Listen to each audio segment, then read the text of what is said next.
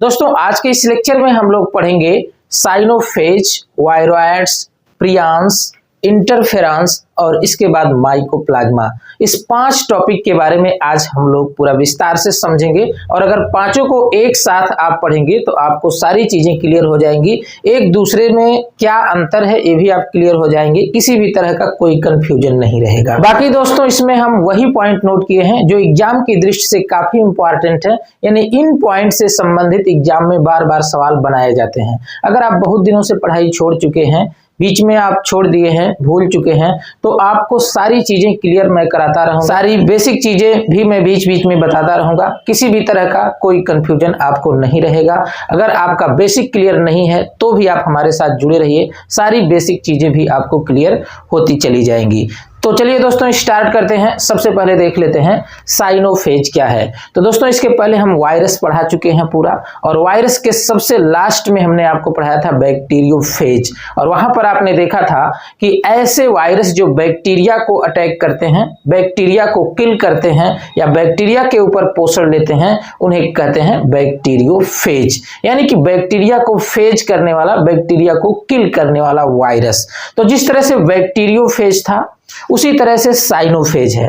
तो ऐसे वायरस जो बैक्टीरिया को किल करते हैं उन्हें बैक्टीरियोफेज, और ऐसे वायरस जो ब्लू ग्रीन एल्गी पर अटैक करते हैं उन्हें साइनोफेज कहेंगे। ब्लू ग्रीन एल्गी पर अटैक करने के कारण साइनोफेज क्यों कहते हैं? क्योंकि जितने भी ब्लू ग्रीन एल्गी हैं उन्हें साइनोफाइसी क्लास में रखा गया है। जब आप क्लासिफिकेशन पढ़ेंगे एल्गी का तो उसमें देखेंगे बहुत सारे क्लास बनाए गए हैं। उसमें एक क्लास है साइनोफाइसी, जिसके अंदर ब्लू ग्रीन एल्गी यानी कि नीले हरे शैवाल को रखा गया है।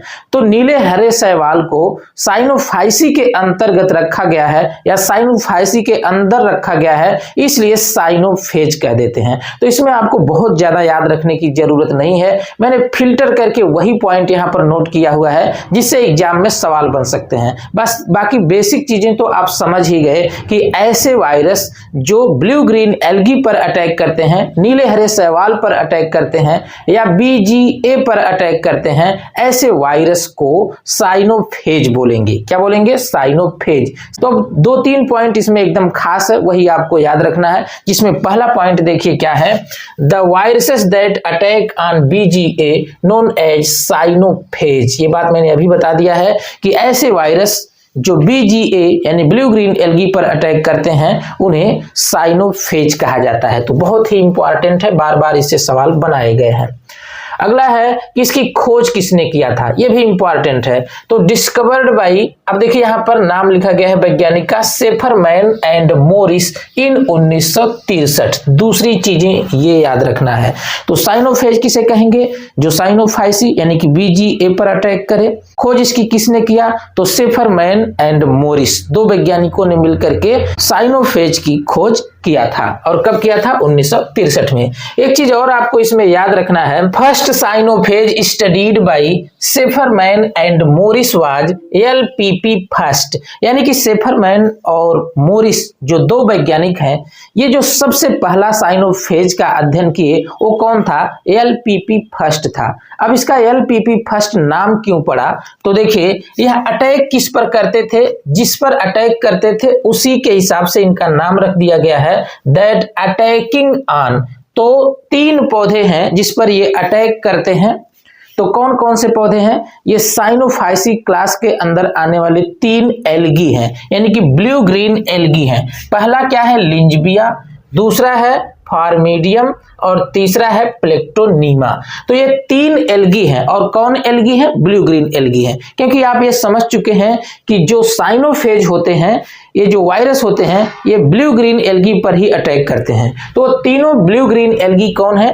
पहला है लिंजबिया और दूसरा है फार्मीडियम, तीसरा है प्लेक्टोनीमा। और इन्हीं तीनों के नाम पर इसका नाम पड़ा है एलपीपी।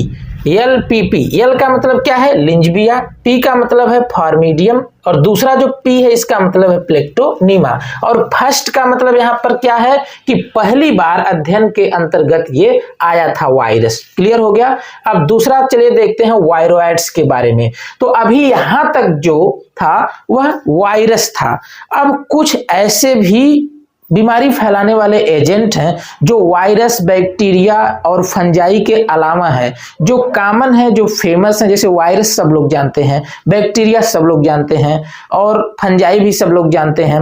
लेकिन वायरस, बैक्टीरिया, फंजाई के अलावा कुछ और पैथोजन हैं, कुछ और बीमारी फैलाने वाले एजेंट हैं जो काफी छोटे हैं और इनके बारे में पूरा विस्तार से बहुत ज्यादा जानकारी नहीं प्राप्त हो पाई है, कम जानकारी प्राप्त है। तो ये चीजें सब लोगों को क्लियर नहीं रहती है।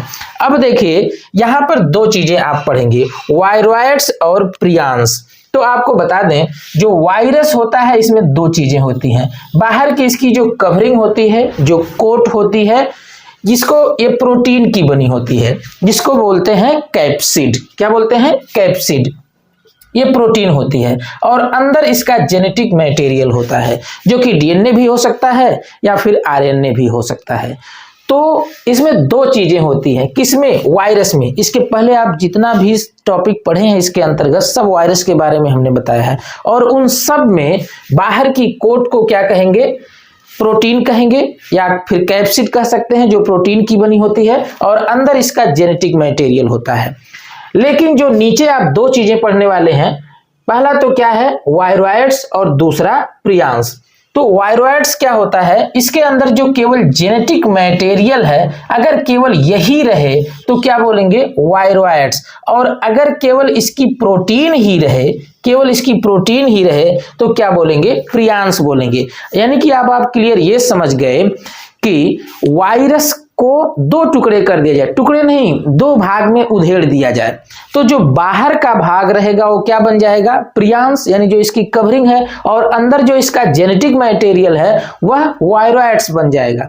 अब जेनेटिक मटेरियल वायरस का तो डीएनए और आरएनए दोनों हो सकता है, लेकिन यहाँ पर जो वायरॉइड्स बनेगा ये केवल आरएनए का बनेगा। तो आप पूरी तरह से क्लियर हो गए कि वायरस, वायरॉइड्स और प्रियांस में क्या अंतर है। ये तीनों चीजें आप क्लियर समझते रहिए। अगर दोनों है, प्रोटीन कोट भी है और जेनेटिक मटेरियल यानी आरएनए भी है, तो वायरस कहेंगे। अगर केवल प्रोटीन है तो प्रियांस कहेंगे, और अगर केवल जेनेटिक मटेरियल यानी कि आरएनए है तो क्या बोलेंगे? वायरॉइड्स बोलेंगे। ये चीजें आप एकदम क्लियर जानते रहिए, तभी आप आगे की चीजें समझ पाएंगे इसके अंदर। जब आप यही कंफ्यूज हो जाएंगे कि वायरॉइड्स और प्रियांस, वायरस में क्या अंतर है, तो फिर आगे की चीज आप कैसे समझ पाएंगे? तो ये चीजें आपको क्लियर हो गई। अब देखिए वायरॉइड्स के बारे में 4-5 पॉइंट खास है, इसी के बारे में अगर आप जानते रहेंगे तो सारे सवाल एग्जाम में आपके बन जाएंगे। देखिए पहला पॉइंट क्या है? Smallest known infectious agent. ये बार बार सवाल आया हुआ है, मतलब कि जो ज्ञात सबसे छोटा बीमारी फैलाने वाला एजेंट है वो क्या है? तो वायरॉइड्स है। जबकि अगर जानकारी नहीं रहती है तो वायरस पर भी लोग ट्रिक कर सकते हैं। तो वायरॉइड्स सबसे छोटा ज्ञात बीमारी फैलाने वाला एजेंट है, ये आप जानते रहिए। दूसरा, they have no protein coat. इसके पास प्रोटीन की कोट नहीं होती है, यानी प्रोटीन की कवरिंग नहीं होती है। That is a viroids. इसका मतलब कि वायरॉइड्स क्या है? Just a small fragment of RNA, यानी कि जो वायरॉइड्स है वो आरएनए का एक छोटा सा फ्रेगमेंट है। मैंने बताया है कि केवल इसमें आरएनए ही रहता है, किसमें? वायरॉइड्स में। तो दो पॉइंट आप जान गए। पहला तो ये कि बीमारी फैलाने वाला सबसे छोटा ज्ञात जो पैथोजन है, जो एजेंट है बीमारी फैलाने वाला सबसे छोटा, वह वायरॉइड्स है। दूसरा चीज आप ये जानते रहिए कि इसके पास केवल आरएनए होता है, यानी कि वायरॉइड्स केवल आरएनए का फ्रेगमेंट होता है, इसके सिवाय कुछ इसके पास नहीं होता है। तीसरी चीज आप इसमें याद रखेंगे, also known as naked RNA. पूछा जाता है कि किसको नेकेड आरएनए कहते हैं? तो वायरॉइड्स को नेकेड आरएनए कहते हैं। क्यों कहते हैं? क्योंकि इसमें केवल ऐसे आरएनए ही होता है, इसके बाहर प्रोटीन की कोट नहीं होती है, इसलिए इसको नेकेड आरएनए कहते हैं। अगला है, viroids have lower molecular weight. बहुत ही कम इसका मॉलिक्यूलर वेट होता है, अणुभार इसका बहुत ही कम होता है। अगली चीज इसमें याद रखेंगे, इसकी खोज किसने किया? तो discovered by T O. Diener, Theodor O Diener, यानी कि टी.ओ. डीनर ने इसकी खोज किया था 1971 में as causative agent of potato spindle tuber disease. यह एक बीमारी है, पोटैटो स्पिंडल ट्यूबर डिजीज, जो आलू में होती है। जैसा कि लिखा गया है पोटैटो। और किसके द्वारा फैलाई जाती है? तो वायरॉइड्स के द्वारा फैलाई जाती है। और इसी बीमारी के दौरान टी.ओ. डीनर ने इसकी खोज किया, किसकी? वायरॉइड्स की। इस बीमारी में होता क्या है कि जो आलू रहेगा ना, ट्यूबर इसका जो रहेगा वो काफी छोटा छोटा हो जाएगा और स्पिंडल थोड़ा लंबा लंबा रहेगा और बहुत छोटे छोटे आलू बनेंगे। तो ऐसी बीमारी को देखते हुए इस बीमारी पर जब अध्ययन किया टी.ओ. डीनर ने, तो खोज हो गई किसकी? वायरॉइड्स की। क्लियर हो गया? बाकी आगे दो चीजें आप इसमें और याद रखेंगे। वायरॉइड्स किसे कहते हैं? तो पहला है infectious RNA is known as viroids, मतलब इन्फेक्शन करने वाला, जो इन्फेक्शन कर सके ऐसे आरएनए को वायरॉइड्स कहते हैं। और दूसरा वायरॉइड्स और किसे कह सकते हैं? तो infectious nucleic acid is known as viroids. यहां पर वायरॉइड्स के बारे में कई तरह से घुमा फिरा कर सवाल पूछा जा सकता है। पहला तो infectious RNA is known as क्या? तो वायरॉइड्स। दूसरा पूछ सकता है कि infectious nucleic acid is known as क्या? तो वायरॉइड्स। आरएनए एक तरह का न्यूक्लिक एसिड ही है, तो इसे भी क्या कह सकते हैं? वायरॉइड्स कह सकते हैं। क्लियर हो गया? लेकिन आप याद रखें इन्फेक्टियस होना चाहिए, जो बीमारी फैलाने वाला हो, यानी कि हर तरह के आरएनए को आप वायरॉइड्स नहीं बोल सकते हैं। क्लियर हो गया? अब चलिए देखते हैं प्रियांस के बारे में। तो प्रियांस के बारे में भी 5-6 पॉइंट हैं जो बहुत खास हैं, जिसमें पहला क्या है? Infectious protein are known as prions. मैंने अभी बताया कि अगर केवल प्रोटीन ही है, आरएनए या कोई जेनेटिक मटेरियल है ही नहीं, तो इसे क्या बोलेंगे? प्रियांस बोलेंगे। आगे है डिस्कवर्ड बाई, अब 3 वैज्ञानिकों का नाम यहां पर दिया गया है, लेकिन ये वैज्ञानिक प्रियांस का नाम नहीं दे पाए थे, केवल इसकी खोज के बारे में बताए थे, मतलब इसके बारे में बताए थे लेकिन इसका नाम नहीं दे पाए थे। तो पहला क्या है? टी. एल्पर, और दूसरा है डी. हेज, और तीसरे वैज्ञानिक का नाम है एम. क्लार्क। एम. क्लार्क वैज्ञानिक ये तीनों हैं, और तीनों खोज किए थे प्रियांस की, लेकिन नाम नहीं दिए थे। नाम देने वाले वैज्ञानिक देखिए स्टैनले प्रूजिनर हैं, जो अभी मैं आपको बता रहा हूं। तो ये खोजे कब? इन 1966 में खोजे थे, as causative agent of scrapie.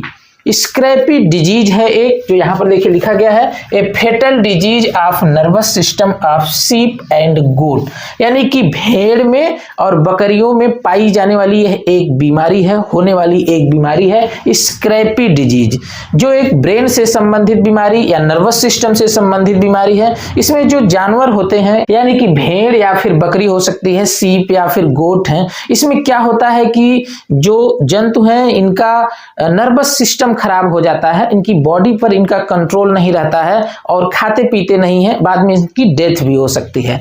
तो ये बीमारी है। इसी बीमारी के दौरान इन वैज्ञानिकों ने देखा था, किसको? प्रियांस को, लेकिन नाम नहीं दिया था। अब नाम किसने दिया है वो देखिए, स्टैनले प्रूजिनर, ये वैज्ञानिक है, 1982 में गिव द नेम प्रियांस। क्या नाम दिए? प्रियांस नाम दिए। और कौन दिए? Stanley Prusiner. ये बात आपको याद रखना है। आगे है most notable disease caused by prions are bovine spongiform encephalopathy. Bovine spongiform encephalopathy, जिसको शॉर्ट में BSC बोलते हैं, और कॉमनली इस बीमारी को क्या कहते हैं? commonly called mad cow disease in cattle। mad cow disease, गाय का पागल रोग भी इसे कहते हैं। mad cow disease का मतलब गाय का पागल रोग। इसमें जो गाय होती है या अन्य कैटल भी इस तरह के हो सकते हैं गाय की तरह से, तो इनका क्या होता है कि ये पागल हो जाते हैं। ये भी नर्वस सिस्टम की बीमारी है, और आप देख रहे हैं कि बार बार जो ये प्रियांस है ये नर्वस सिस्टम पर ही अटैक कर रहा है। इसमें गाय पागल हो जाती है और वह अपना मिसबिहेव करने लगती है, जैसा उसका बिहेव होना चाहिए वैसा नहीं रहता है, पागल की तरह से हो जाती है, खाना पीना भी बंद हो जाता है और मुख से लार गिरने लगती है, और इनका भी बॉडी पर कंट्रोल नहीं रह जाता है।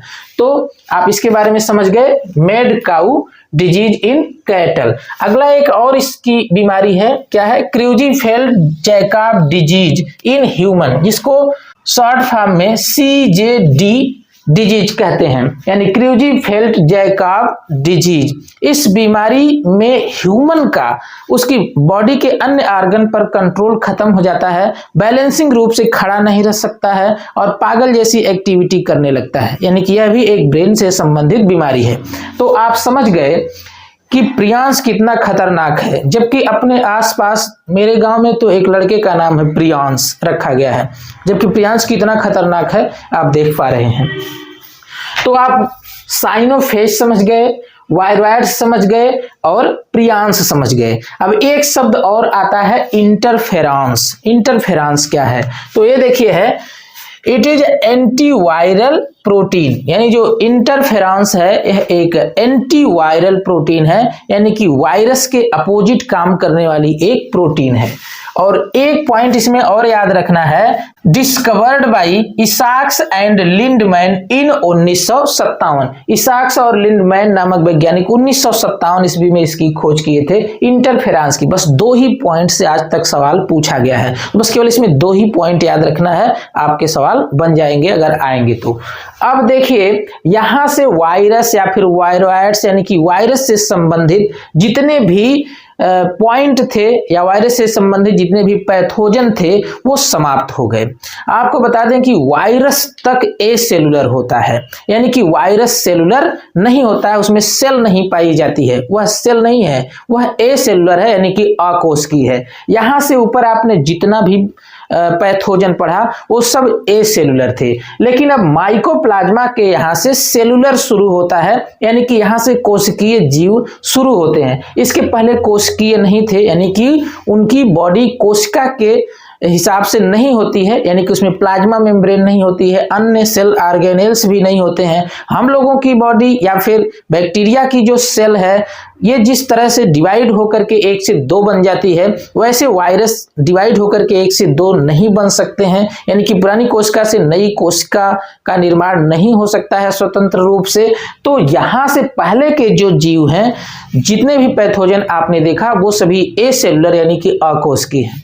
अब यहाँ से शुरुआत होती है कोशिकीय, यानी कि कोशिका वाले जीव, जैसे अभी माइकोप्लाज्मा पढ़ेंगे, इसके बाद फिर आएगा बैक्टीरिया, फिर फंजाई, एल्गी, लाइकेन, आगे फिर बढ़ता चला जाएगा तो फिर मल्टी सेलुलर भी आ जाएगा। अभी तो यूनिसेलुलर है लेकिन कोशिकीय शुरू हो गया है, इसके पहले तो सेल थी ही नहीं। तो अब चलिए समझते हैं माइकोप्लाज्मा के बारे में। तो सबसे पहला पॉइंट है previously known as PP LO. आप इसे याद रखेंगे, शुरू में इसे पीपी येलो नाम से जाना जाता था, अभी तो इसे माइकोप्लाज्मा कहा जा रहा है, पहले इसे पीपी येलो कहा जाता था। और पीपी येलो का मतलब क्या है? प्लूरोन्यूमोनिया लाइक ऑर्गेनिज्म।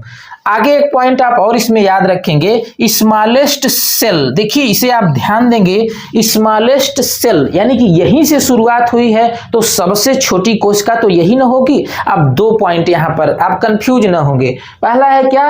स्मॉलेस्ट सेल, तो क्या कहेंगे? माइकोप्लाज्मा, यानी कि सबसे छोटी कोशिका क्या है? माइकोप्लाज्मा। और एक पॉइंट यहाँ पर आपने देखा था, स्मॉलेस्ट नॉन इन्फेक्टियस एजेंट, यानी सबसे छोटा बीमारी फैलाने वाला एजेंट क्या है? तो वायरॉइड्स है।